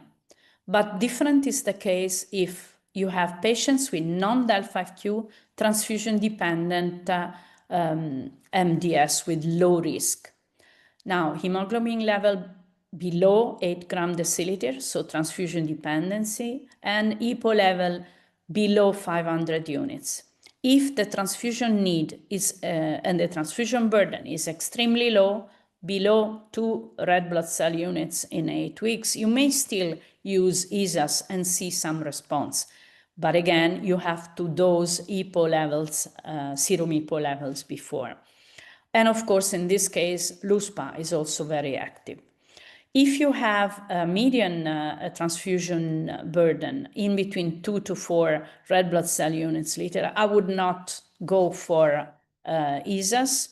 If you have a patient who's ESA refractory relapsed and RS positive, and all the naive ESA patients, so both RS negative, RS positive, who have received ESA, lost response, become transfusion dependent. Indeed, luspatercept is the favorite drug to be used. If you have a high transfusion burden, of course you may use ESAs, and you see that you have 28% to 35% response.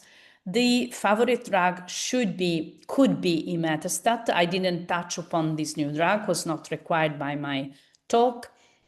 If you have patients who are RS negative, have received RISA and lost response, indeed you should use imetelstat. And the only evidence we have for patients who have more than 500 units liter and are anemic is with imetelstat that showed some response. Now, why do I have these squares indicating ESA refractory relapse? Because in commands, patients and the evidence we have from commands is related to transfusion-dependent patients who are ESA naive. So this is something probably or maybe different to keep in mind. And with this, I finish my talk, and I will be, of course, this is my group, and thanks to all my collaborators, and I'm happy to respond to any question. Thank you. Thank you so much, ma'am. Wonderful talk as always. Very, very good to listen to you. The concepts are very crystal clear. And we know what has to be the future of this low-risk MDS, when to use ESA, when to use luspatercept, and when to use imetelstat. This is brilliant. Thank you so much. And I now request all of our discussants to please put the hand raise signs so that we can start our question session with Dr. Valeria Santini. In the meanwhile, I have some few questions from the audience.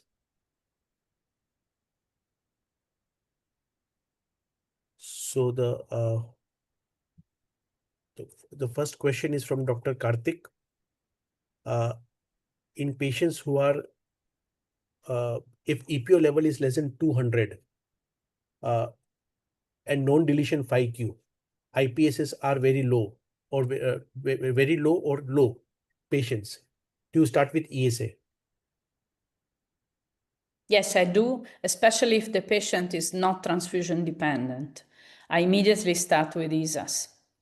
If the patient is transfusion dependent, as I showed, it depends on how is the burden of transfusion, if it's a high transfusion burden or a low transfusion burden.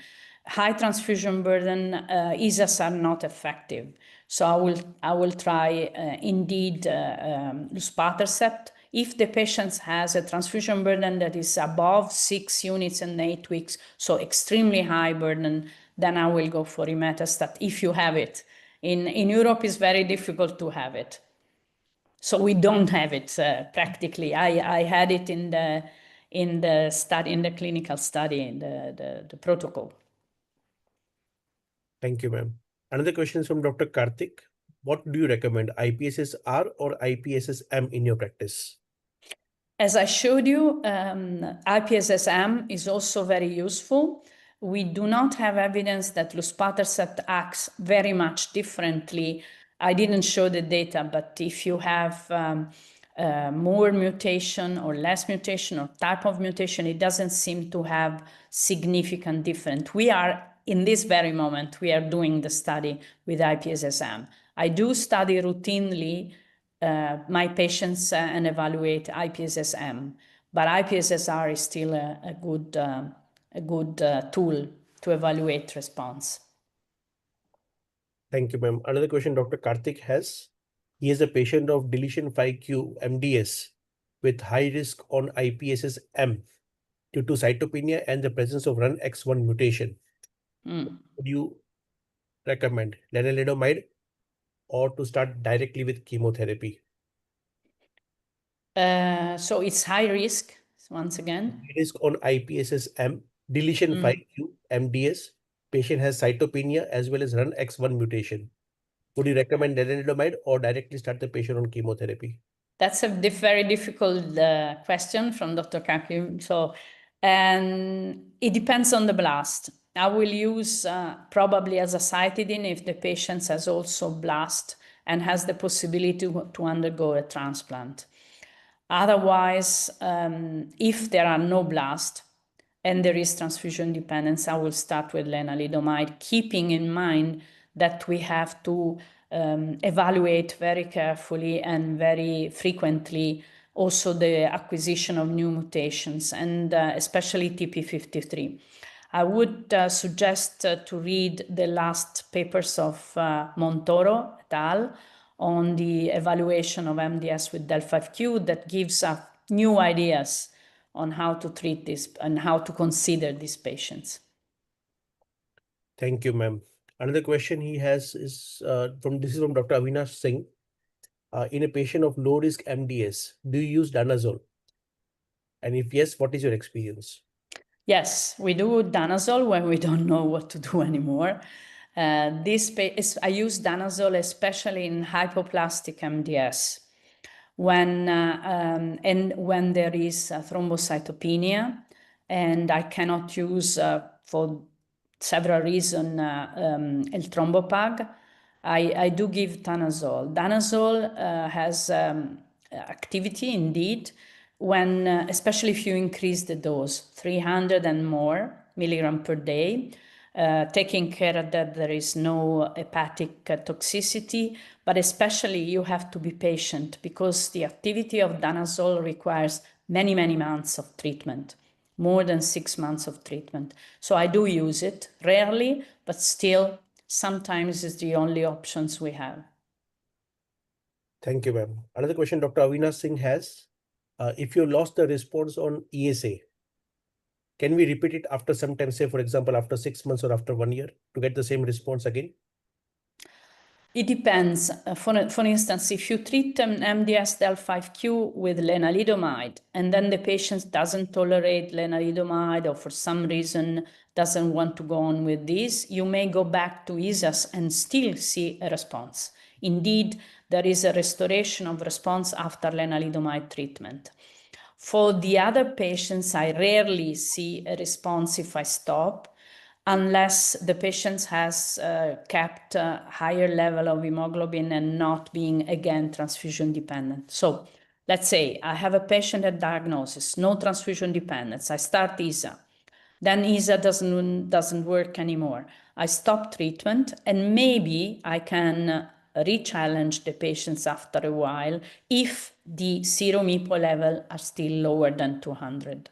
Sometimes you see response. It's not really always like that. Depends also on if the patient has acquired additional mutation, if there is a change. I always re-evaluate the marrow to evaluate completely the state and the condition of the patient. Thank you, ma'am. Again, then you can start from the same dose. What was received before? For example, you started the patient on 40,000 units, 40K. We are starting at the same dose, 40K, or you can directly go to 60K. Now, I sometimes increase the dose. If I see that they're losing a good response, I increase even to 80K, but I don't know whether this is really insisting in the treatment or increasing the dose, but we do. There were the very old, 20 years ago, the Italian group showed that if you start in the severely anemic patients, you start with higher dose, you obtain better results, and then you can taper it down. Now we start always with 40 or 30K and go up only if the patient does not respond optimally. So if the patient has lost the response on erythropoietin alpha, can we switch over to darbepoetin alpha? Yeah, this was an old question. I don't think that there is a difference in the two drugs as I showed you. So data evidence is very, very weak. Thank you, ma'am. Another question is from Dr. Yimon Tent. Any difference in iron chelation strategies in low-risk MDS versus high-risk MDS? Okay, so that's a very important point. So I do chelate all my patients with low-risk MDS who have received transfusion and have at least received 20 units of red blood cells. Then I start being convinced that they have an iron overload, and I control it with ferritin. So it's not only ferritin that points out for the need of iron chelation. So for all transfusion-dependent patients who have received 20 red blood cell units, yes, I do iron chelate. And I do chelate high-risk MDS patients who have received transfusion and have high ferritin level if they are undergoing transplant, especially if they are going to receive a a MAC conditioning, because it has been shown that ferritin levels impact on the treatment of the transfusion-related mortality. But I do chelate also the patients who have already damage in the liver or in heart, even if they have high risk MDS, provided they do have a predictive survival more than 1 year, which is only if they are treated. Thank you. And the ferritin level more than 800 or more than 1000? More than 1,000, but it's only for taking in, especially for the follow-up. So I'm not basing myself only on ferritin. And when I can, I also evaluate whether this patient has hemochromatosis, congenital hemochromatosis, because in this case, together with the ineffective erythropoiesis, you may have a baseline without transfusion, a high baseline ferritin. Thank you, ma'am. Dr. Imon Tent also wants to know, what is your first line management for patients who are low risk MDS? What is your first line management for the patients who are high risk MDS? And third question is how to decide the eligibility and the timing for allogenic stem cell transplant in high risk MDS. Okay, for low risk MDS, I showed you. I have either ISAS for non-transfusion dependent, luspatercept. I would like to have imetelstat for the very high transfusion dependent patients and high EPO level. For high risk MDS, I do tend to include patients in clinical trials. Now I do have a study with oral azacitidine and azacitidine plus IDH1 inhibitor ivosidenib for IDH1 mutated patients. And I also have a third study that is the azacitidine plus a drug I cannot pronounce, elisaflux, that is the Ascentage BCL2 inhibitor. And I tend to include patients in this trial. Otherwise, if the patient is not eligible for an investigational trial, I start with azacitidine 75 milligrams square meter per 7 days, every 28 days, sub-Q. And if the patient is below 72, up to 72, and has a SORR score that is low, so no comorbidities, I go for transplant, indeed. So I consider for transplant even patients who are above 70, until 72. But again, I want to recall that the Verona trial failed, so there is no need to do azacitidine plus venetoclax in MDS. Thank you, ma'am. So just to add on for Verona trial, which you said that it is failed like anything because ASA plus ven of no use. But still, in any category of high risk MDS, would you still recommend ASA plus ven both? Yes, I would recommend the combination only if you are going to transplant the patients very quickly. Because if you give a couple of cycles with a combination, you may have severe aplasia, you may have really a decrease in bone marrow blast, but you need to transplant. Otherwise, you are going to have too much toxicity. And as you saw from the Verona trial, there is no increase in overall survival by the only combination. Thank you, ma'am. Another question Dr. Emon Tent has, what is the role of flow cytometry in the diagnosis of MDS? Oh, that's a very interesting question. So we still have to do the morphology. So I do it myself. I don't know how it's in India. The pathologists in Europe are only checking the biopsy, and hematologists are evaluating the bone marrow aspiration. So I do see the aspiration of all my patients, and I do morphology. But I also do in parallel ask to our technician to do the flow cytometry evaluation. And the role is to, I would say, support the morphological evaluation. because what I require is not the evaluation of CD34 positive cells, because the sample for flow cytometry may be diluted, so it's not accurate at all. But I ask help from my collaborators at the flow cytometry unit to have the phenotype of the erythroid precursor and the myeloid precursors, because they may help me in supporting my decision of dysplasia. So in other words, the flow cytometry, it's important if you have a very good and experienced flow cytometrist that is evaluating the Ogata score. The Ogawa score is really supporting what you see at the microscope in terms of indicating dysplasia in alteration of the phenotype of the precursors. Thank you, ma'am. Dr. Gurpreet Kaur, you have a question? Good morning, sir. Thank you for a nice lecture, ma'am. We have a elderly patient who was on azathioprine last 20 years, and he developed bicytopenias. He's been here with us in the hospital for 2 weeks now. And so there was dysbiosis on the aspirate, and we labeled it as dysbiosis secondary to drug or an underlying MDS. The cytogenetics showed a deletion 5q.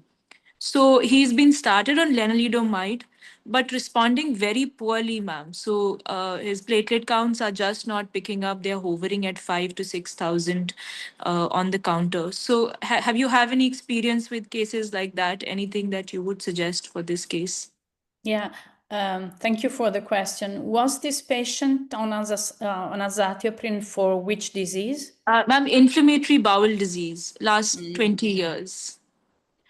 So, you know, sometimes the disease itself is accompanied by indeed let's say secondary MDS, or in this case could be just a de novo MDS that is coming. And beyond del5q, you have no other alterations?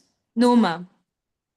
That's quite weird, but sometimes elderly patients, especially if they have poor cellularity in the bone marrow, tend not to respond so well to lenalidomide. Well, this is a very difficult case. Sometimes in elderly patients with hypoplastic MDS, despite del5q, I do try cyclosporin, a low dose cyclosporin. Of course, you have to evaluate very, very carefully if they do have renal insufficiency, but I suppose you are already doing it because of lenalidomide. And this is something that you may take into account. Can I ask you, how is the cellularity of this marrow? So, ma'am, the patient is about 75 years, and it's the cellularity is quite less, ma'am. It's about 10 to 15%. So it's hypocellular, ma'am. Yeah.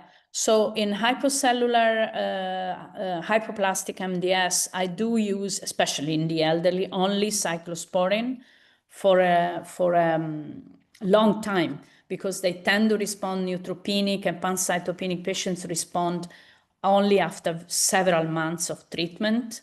So if they tolerate cyclosporin, you may think about it. And how many months have you been treated, you said, with lenalidomide? Ma'am, it's been 2.5 weeks now, just about. Okay, then it's too short. Then you Yes. have to wait at least a couple of months and Yes. then decide whether it's responsive to lenalidomide. I would be surprised if it's not responsive. In the case after 3-4 months you do not see any response, then you can shift to thinking to cyclosporin. But again, you have to be patient. It takes a very long time. Yes. Thank you, ma'am. Thank you, Dr. Gurpreet. Dr. Upendra Sharma, your question? Thanks, Professor, for that excellent talk. So I have a case scenario wherein 30-year female diagnosed as BLL, received BFM protocol, and after completion of the maintenance, post 6 months of completion of maintenance, she had pancytopenia. So we did a marrow. Marrow was showing some dysplasia, and blast was less than 5% with MRD negativity. And patient showed MDS with TP53 mutation. So young patient with diabetes as a comorbidity, otherwise she is fit. So how we should proceed for this patient? Immediate transplant. So should we go with first decitabine or directly proceed to transplant? So you said the percentage of blast is less than 5%. 7. Less than 5. Less than 5. Less than 5. Very young. TP53, I suppose, monoallelic. Monoallelic. You know, because of the age, I would suggest, and because of the probable secondary MDS, I would go for transplant. It's so young. I mean, she has to be cured. So if she has siblings, that would be the best, I suppose. And we do, in Italy, we do very often direct transplant. So we don't pre-treat if the blasts are less than 5%. Of course, you have to evaluate, apart from diabetes, you say she has no comorbidity. So it's to consider the comorbidity of the patients, the willing of the patient, but being so young, did you evaluate whether she has a germline predisposition? No, we have not evaluated. Because this is also something to take into account, especially for the conditioning regimens and all the condition of the patient. We'll do that. Okay. Thank you. Thank you, Dr. Upendra. There's one question which has come from Dr. Shyam. How is the efficacy of luspatercept in non-SF3B1 mutant, transfusion-dependent, low-risk MDS in real-world scenario? So well, in real world, we see that there is a response indeed, depending once again on the burden of transfusion. If it's too high, this patient have a very low probability to respond.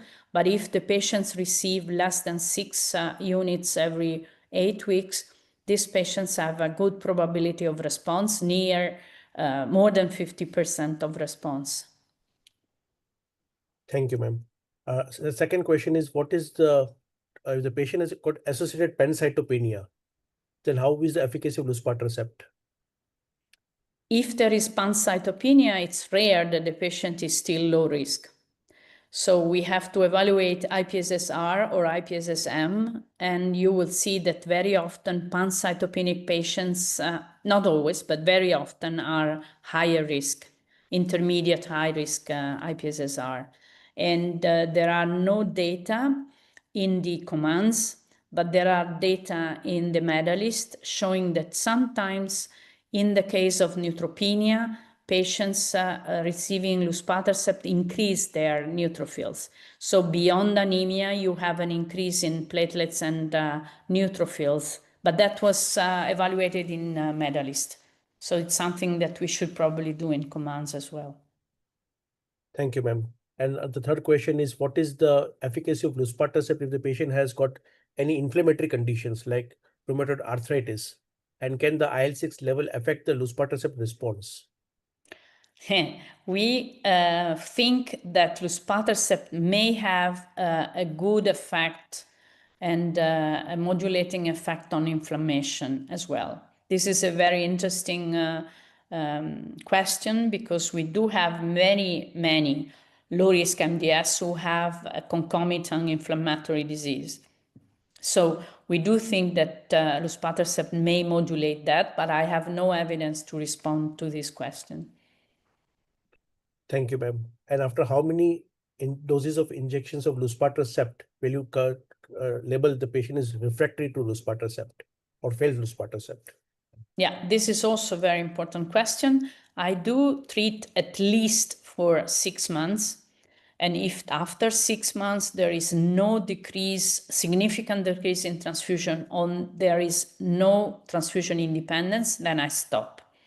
But I can tell you that if you see a decrease in the number of transfusion, that is significant, keeping the same strategy of transfusion and the same approach, then I would suggest to go on, because I had patients in this sense that decreased their transfusion, did not achieve transfusion independence.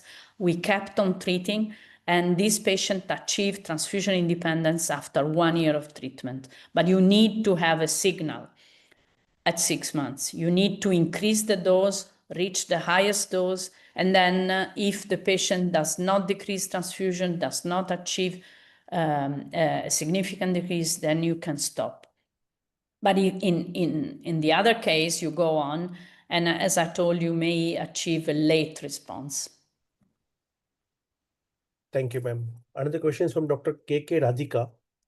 In a patient who is MDS RARS not responding to luspatercept, can you combine luspatercept with darbepoetin? Yes, these are the studies we are carrying on now. And you can do it in real life. I don't think the two drugs are harmful, so I think you can combine them. Thank you, ma'am. Another question from Dr. Leaky Tat. In a patients with low risk MDS not responding very well to the highest level of ESA, that is 60,000 units per week, can I ask, in your practice, how many percentage of them will respond with additional GCSF? And if so, what is the recommended regimen of GCSF? Okay, as I mentioned very briefly, I alluded to the fact that there are no randomized trial, no big randomized trial comparing ESAS to ESAS plus G. There is a very old study of Dr. Greenberg showing some advantage. But for instance, the Nordic group has always used the combination for some reason.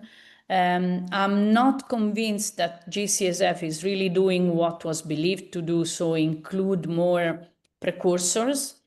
My suggestion would be to use the same weekly administration of the two drugs together and see. In some cases, it may increase the response. But again, the phase 3 trial, the randomized trial, are not really very strong. But I would do once weekly ESAS and once weekly filgrastim, GCSF. And the dose of filgrastim? 300, I think it's So the best. So we divide the dose of 300 or straight away one shot 300? Steady dose, Yeah. one dose. Another question from Dr. Leaky Tet. She has a patient, a 60 years old male with MDS, RIPSS low risk. WBC count is 3,500, that is 3.5. Hemoglobin of 9.5, platelet count of 6, ANC of 2, blast 1%, cytogenetics deletion Y, failed danazone, given azacitidine 4 cycles, but persistent thrombocytopenia. What can be done? Should we go for a clinical trial or any evidence of combining venetoclax to azacitidine? No, this patient has no blast, so absolutely no azacitidine plus venetoclax unless you are planning a transplant in a couple of months. Otherwise, you are just not obtaining anything. And the suggestion is to inquire whether this patient has some familiar thrombocytopenia, maybe a history of thrombocytopenia in the family that I sometimes find if I look for it. And then the discussion is what to do. If there is no familial thrombocytopenia, low risk MDS patient with a very low level of platelets very often have immune thrombocytopenia. So maybe I would like to know whether in the marrow you have an increase of megakaryocytes or megakaryocytes are low and normal. Because very often low risk MDS have immune manifestation, among which you may have immune thrombocytopenia. ITP is more frequent than we thought. In this case, I would try a little bit of corticosteroids to increase the platelets. And then if not, in any case, you may use eltrombopag or romiplostim, better eltrombopag, off label for the MDS, but in label if it's ITP. No. So that's all. Any other question anybody has? Because I'll finish all the questions from the audience. Well, so in that case, ma'am, there are no more raising signs, no more questions in the chat box. There were a lot, so thank you for your interest. Thank you so much, ma'am, for a wonderful talk. It was very crystal clear lecture. Good to hear to you, ma'am. And it's a knowledge lending session, ma'am. Thank you so much. Thank you. Goodbye, Dr. Amit. Goodbye. Bye-bye.